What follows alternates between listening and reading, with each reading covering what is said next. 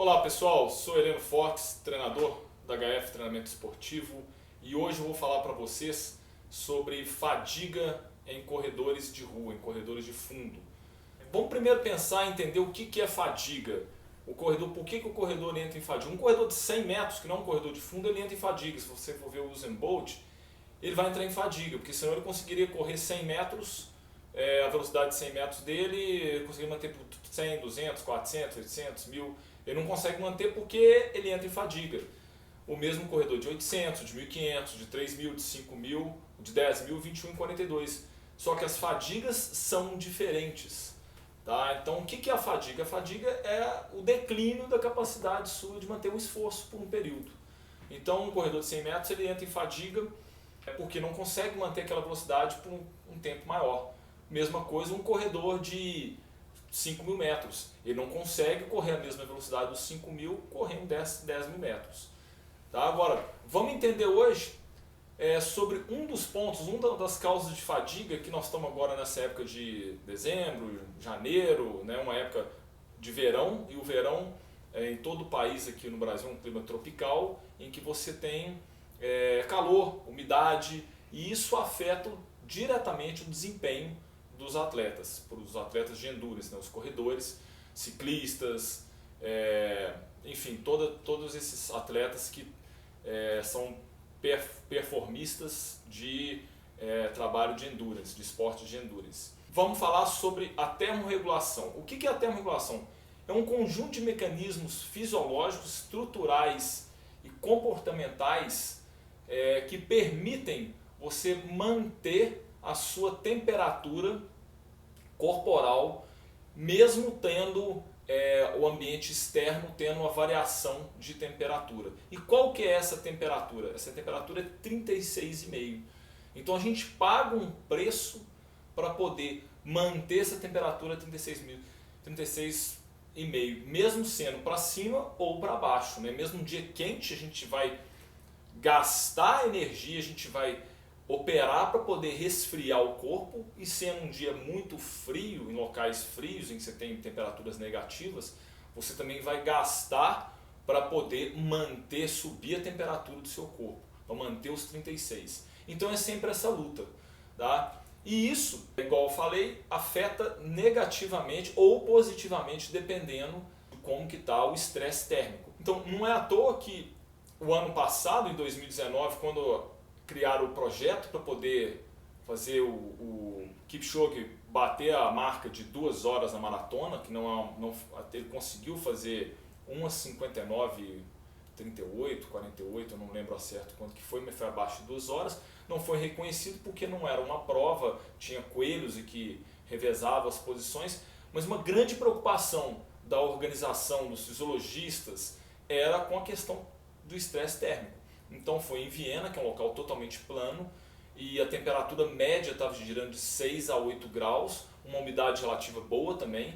Também não pode ser chuva, porque a chuva também atrapalha no quesito de molhar o tênis, a roupa, então atrapalha, e também você fica com um tênis mais pesado, mesmo os tênis tendo a capacidade aí de liberar água, mas você ganha peso. Então esses mínimos fatores fazem a diferença. Então a questão da temperatura e da umidade foi fundamental. Então eles tinham a opção de até adiar, caso a temperatura subisse e a umidade também variasse.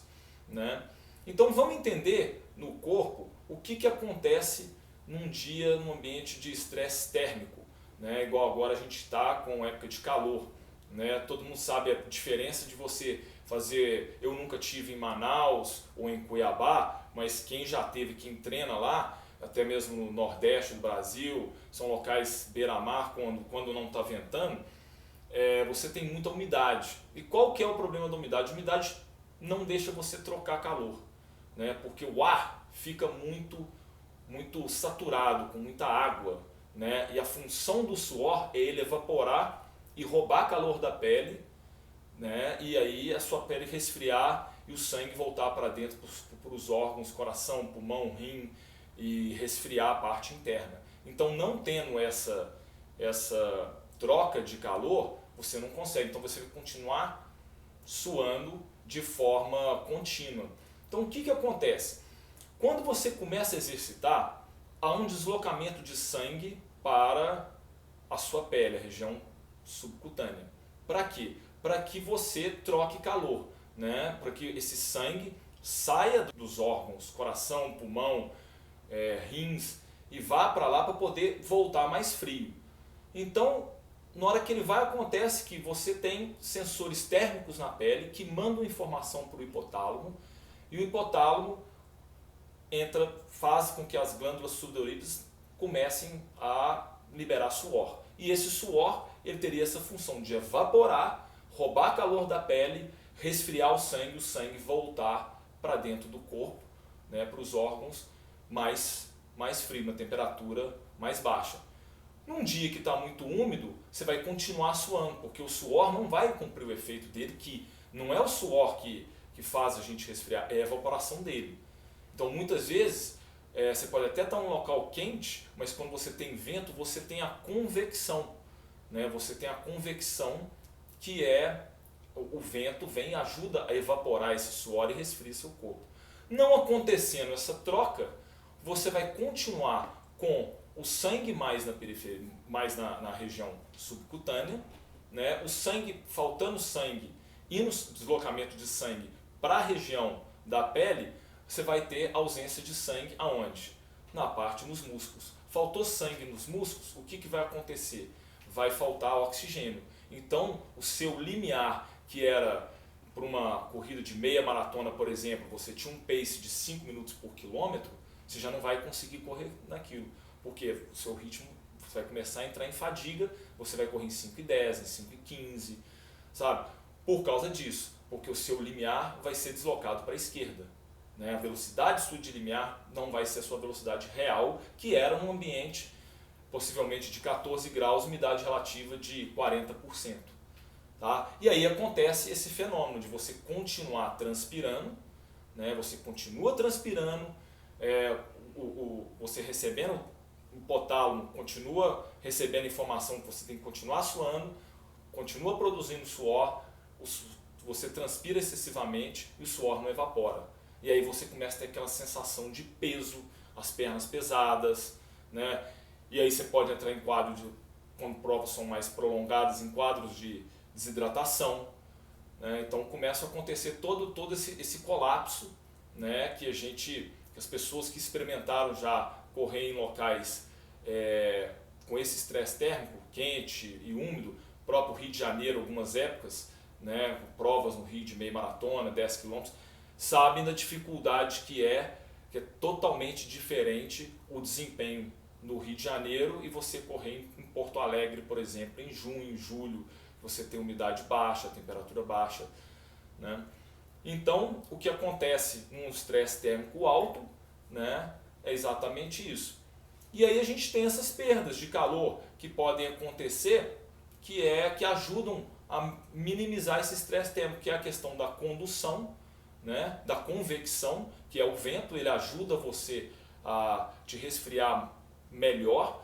Então daí é que pessoas que muitas vezes estão se exercitando indoor, correndo uma esteira ou pedalando indoor, colocam um ventilador próximo, que vocês podem fazer essa experiência e vão ver a diferença que é no seu desempenho. Vocês podem até mensurar a frequência cardíaca, quem está na bicicleta vai ver que vai conseguir pedalar com uma potência mais elevada, quem estiver na esteira, tiver com um ventilador ou estiver próximo a um ar-condicionado, um ambiente climatizado, vai ver que vai conseguir realizar por 30, 40 minutos intensidades mais altas do que se tivesse sem o auxílio, né, sem um refrigerador, né, um ar-condicionado ou um ventilador.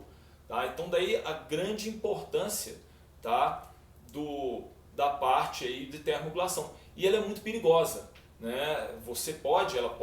A termorregulação pode te levar à morte. Né? Que é você entrar em hipertermia, você pode te levar a quadros aí que você tem que entrar em banheira de gelo, né, para poder resfriar imediatamente o corpo.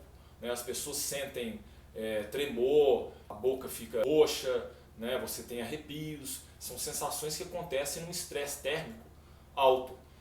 E ao contrário também acontece isso, no estresse térmico muito baixo, em ambientes com temperaturas negativas, né, você vai pagar o preço para poder esquentar o seu corpo. Então você vai ter vasoconstrição, né, na pele, você não vai suar tanto, tá? E aí você vai ter, o seu sangue vai ficar mais deslocado na parte interior, né, para poder justamente proteger os órgãos vitais aí, né? Não é à toa que a gente sente mais muito frio nas extremidades, mão, orelha, nariz, quando você está num ambiente de estresse térmico muito frio, muito baixo. Mas tem um ponto ideal, né, que igual eu tinha comentado antes, quando você pensa aí em recordes, você vai procurar uma maratona para fazer um sub-3, para fazer o seu recorde pessoal, a sua primeira maratona, é interessante você procurar um local em que tenha uma temperatura e umidade adequadas. O que seria isso? Normalmente em torno de 6 a 14 graus é um ambiente térmico bem confortável para você fazer a sua primeira maratona e você querer correr atrás do seu recorde pessoal.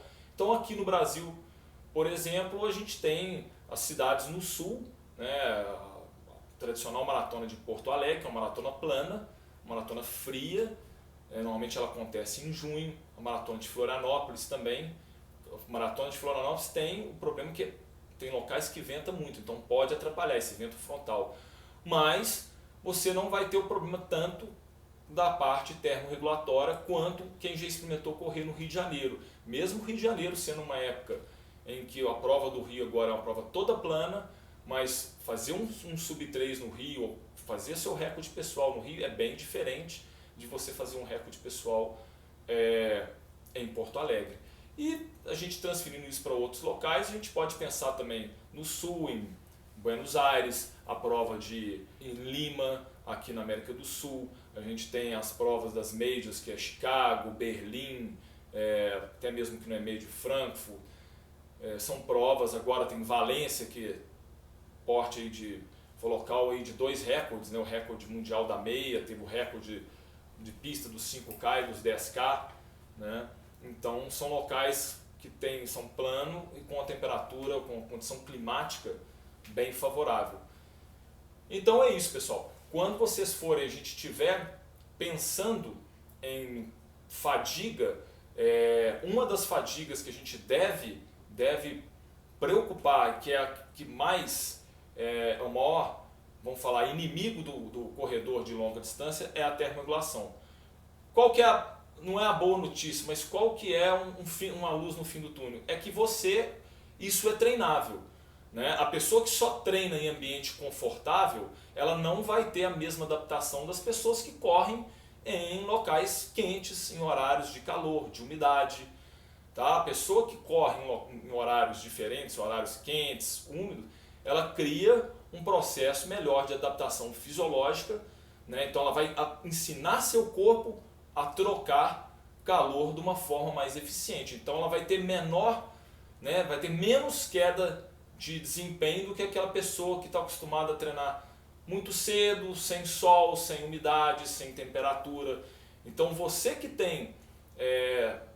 procura aquele dia, aquela prova, se você sabe que a sua prova não vai ter um clima ideal, passe a treinar, fazer algumas sessões de treino em dias com calor, com umidade, em outros horários, porque isso vai ajudar a melhorar a eficiência do seu sistema termorregulatório. Ok?